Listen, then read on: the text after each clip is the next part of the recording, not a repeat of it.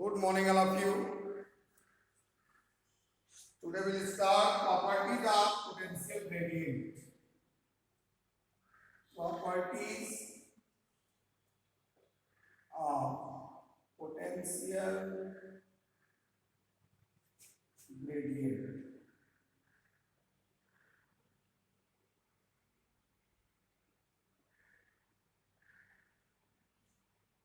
Potential surface भी लिख सकते हैं इसको। पोटेंशियल ग्रेडियंट हम लोगों ने पढ़ा है, प्रॉपर्टीज इसकी क्या हो जाएगी। आपने पढ़ा है कि change in potential with respect to change of distance. Change in potential with respect to change of distance called potential gradient. With negative sign, positive भी होता है। In the direction of electric field, in the direction of electric field, potential decreases. अगर आप direction electric field के direction में चलते हैं तो पोटेंशियल आपको क्या मिलेगा? डिक्रीज। ए और बी दो पॉइंट है, ए से बी की तरफ अगर जा रहा है धीरे धीरे, no change in potential according to definition of a concept of potential difference, final minus initial. So VB minus V is equal to the work done by external agent A to B upon charge. अगर charge क्या हो, physics में potential को define नहीं किया गया, potential difference को define किया गया।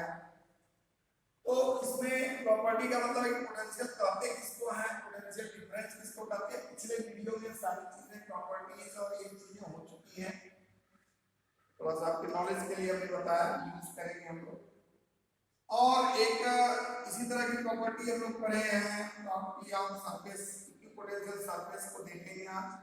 पिछले वीडियो में इक्विपोटेंशियल सरफेस देखा गया था कि surface on which potential is constant, surface on which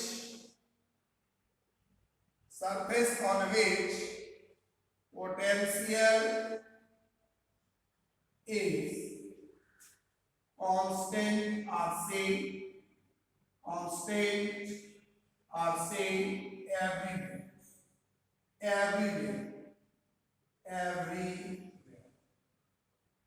अब पिछले वीडियो में पढ़े कि what is the surface, what is the equipotential surface on which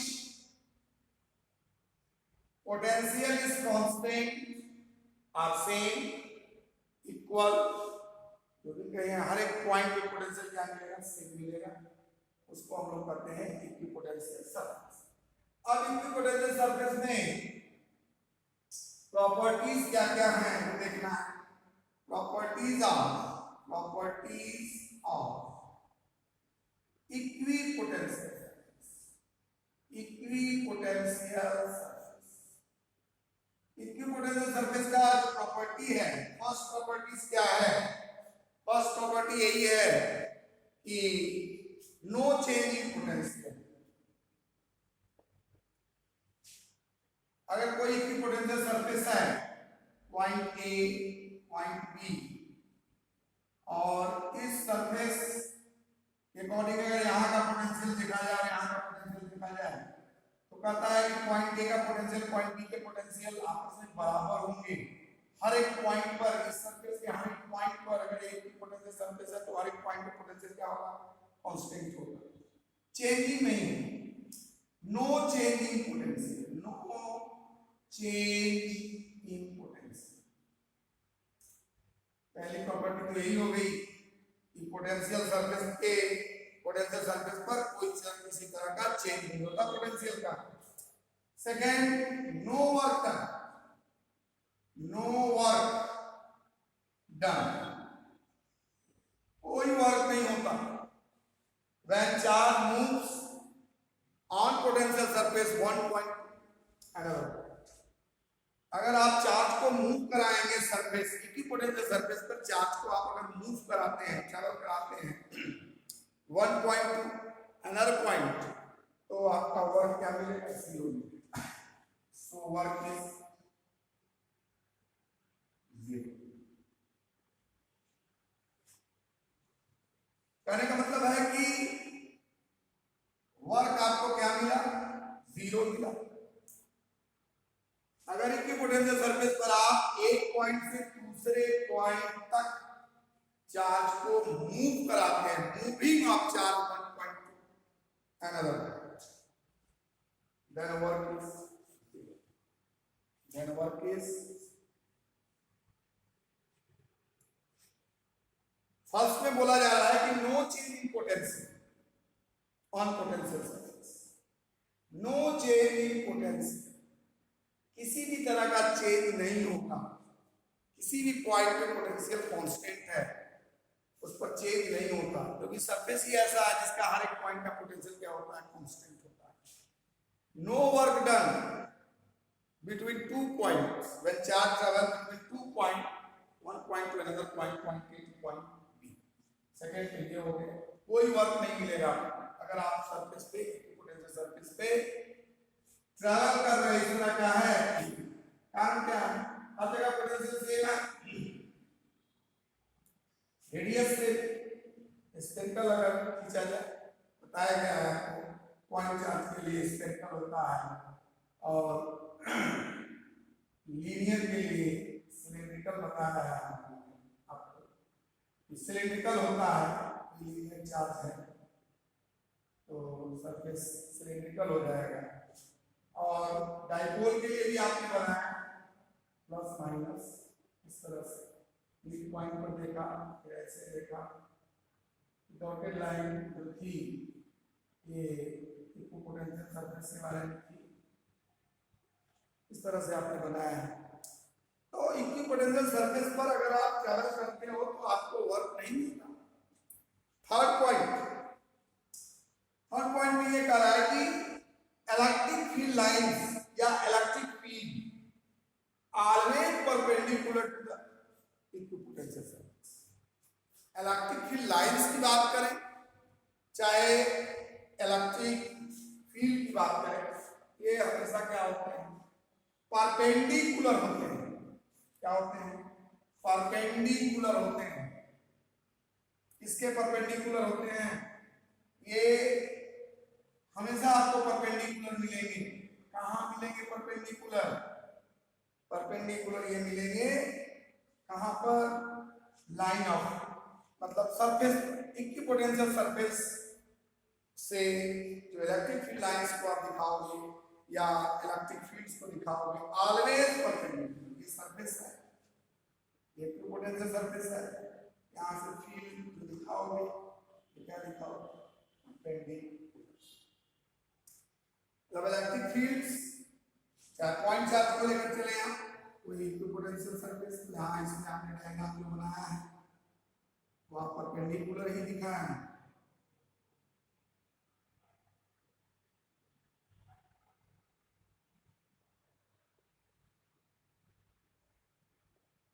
perpendicular इस सरफेस पे क्या है, यहाँ परपेंडिकुलर।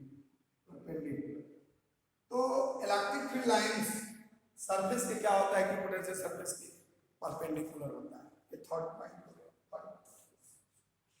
फोर्थ में है, फोर्थ में आप ये जानोगे जैसे two electric field lines never cross to each other, similarly two equipotential surface never cross to each other.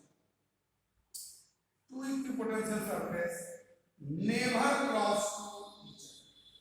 दो इक्विपोटेंशियल सरफेस जो होते हैं वो कभी नहीं काटते एक दूसरे को कभी नहीं काटते। मान लीजिए एक इक्विपोटेंशियल सरफेस ये है, दो हैं इक्विपोटेंशियल सरफेस, चौथी प्रॉपर्टी है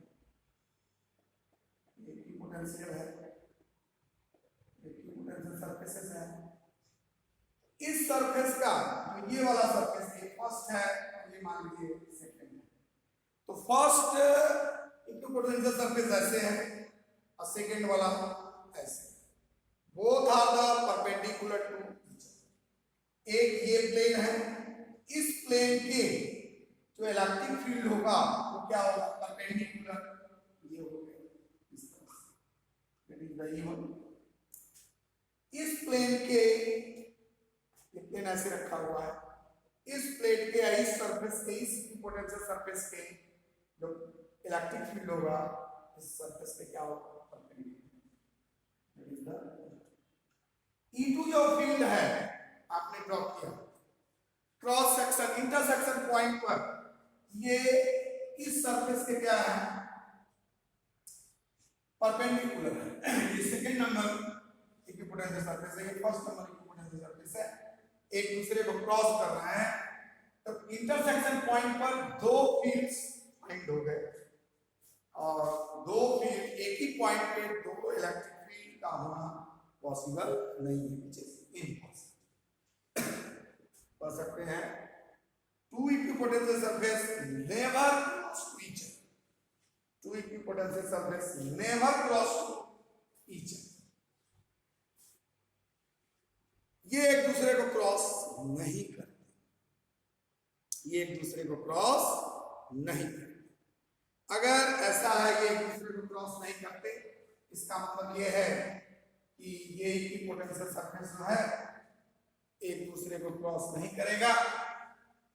इसका मतलब अगर क्रॉस करेगा, क्यों नहीं करेगा, पहली बात तो never cross to each other, two equipotential surface never cross to each other, इसका मतलब कि ये दो equipotential surface electric field lines की तरह नेवर एक दूसरे को क्रॉस नहीं करते हैं।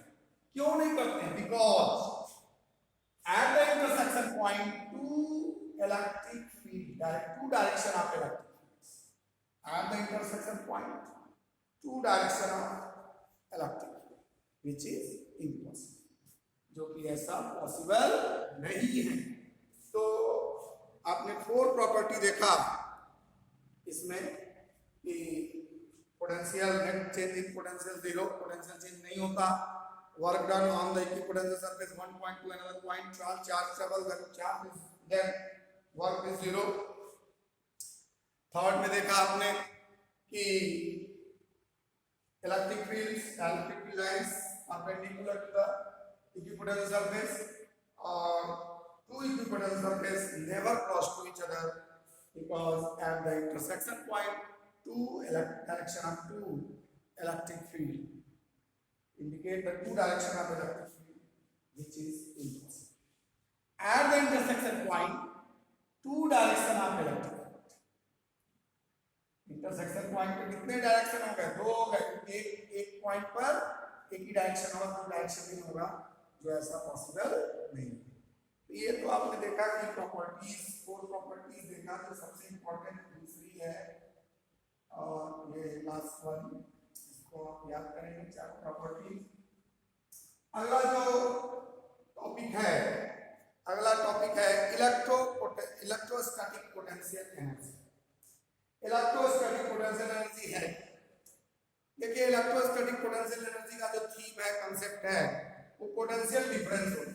क्या होता है, potential difference, U final U initial is equal to the positive work done by the external agent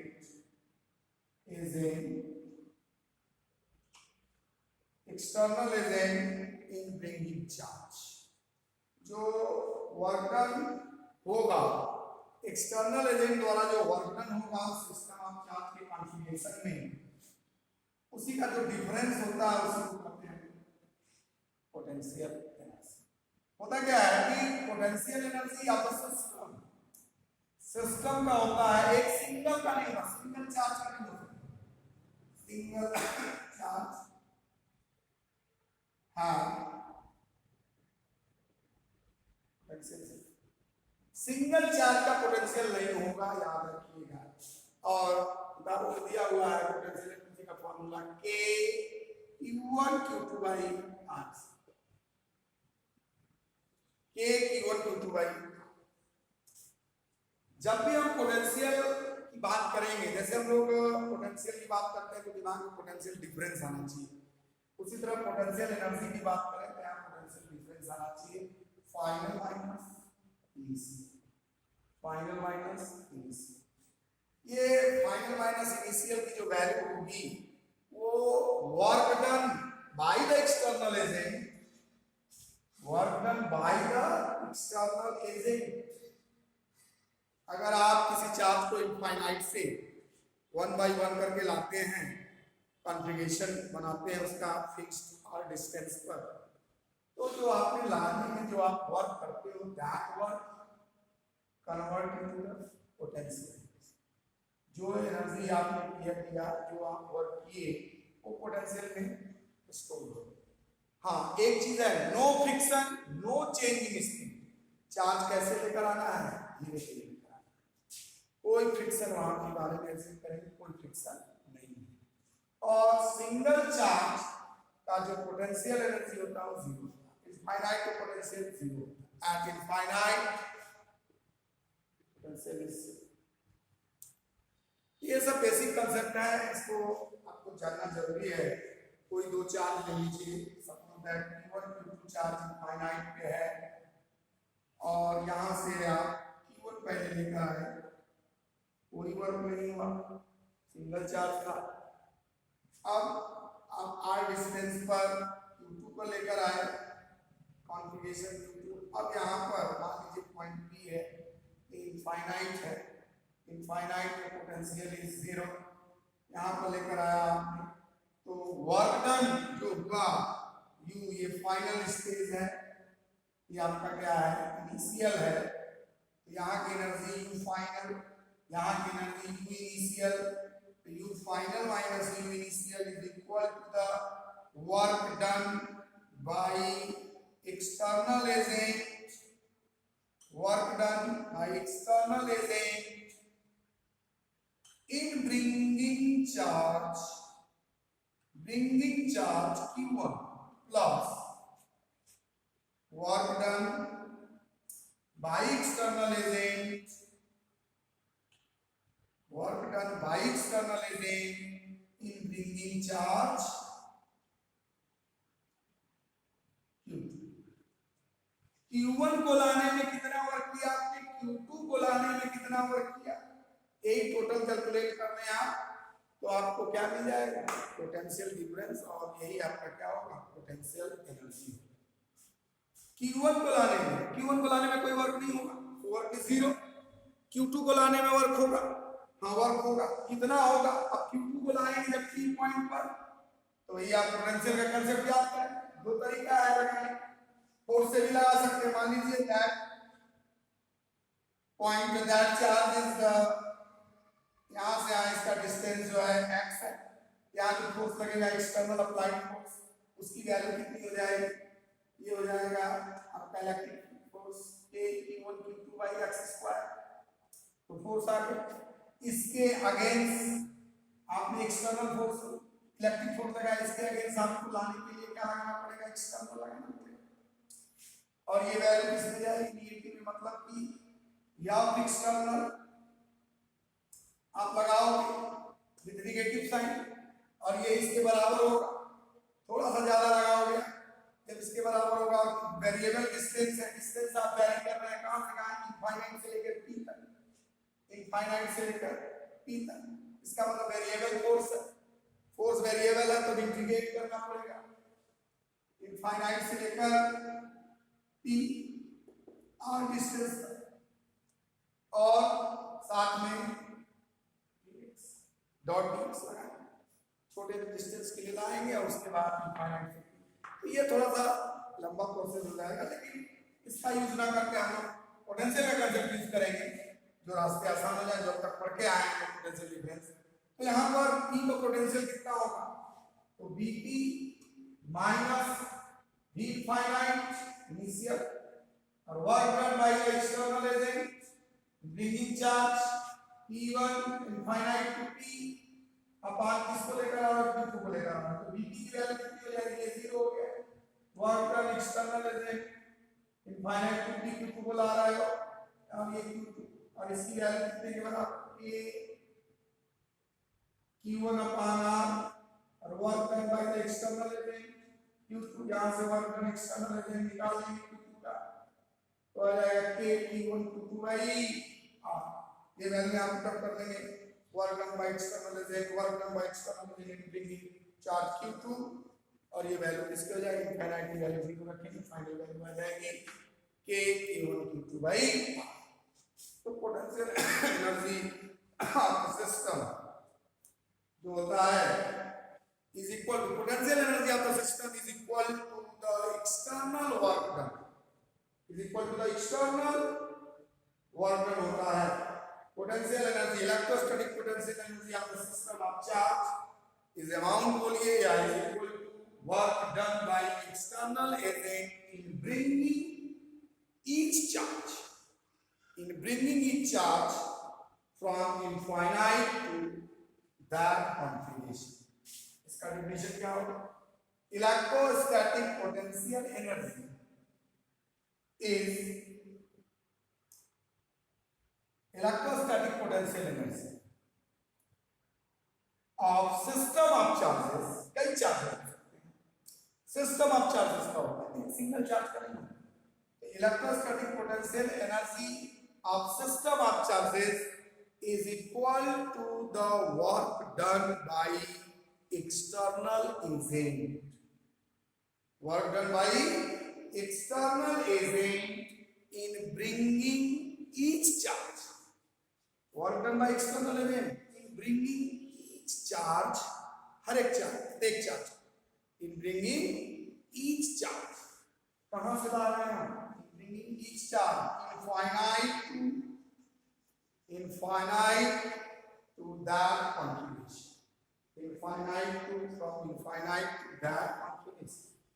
तो आप बोलोगे electrostatic potential energy of the system of charges is equal to the work done by external agent,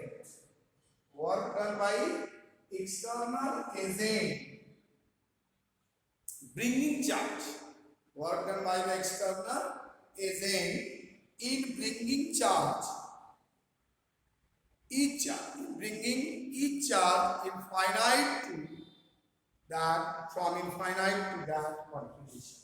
infinite से यहाँ तक लाने में, configuration करने में जो आपने वर्क किया, वही वर्क क्या कहलाता है, potential energy of the system कहलाता है। आप लोगों को ये टॉपिक बहुत इंपॉर्टेंट है, पोटेंशियल एनर्जी। इसी को बेस्ड आपको टॉर्क का भी निकालना है, टॉर्क के बारे में भी निकालेंगे, नेक्स्ट जो है टॉर्क मिलेगा। तो नेक्स्ट वीडियो में मिलते हैं। ओके।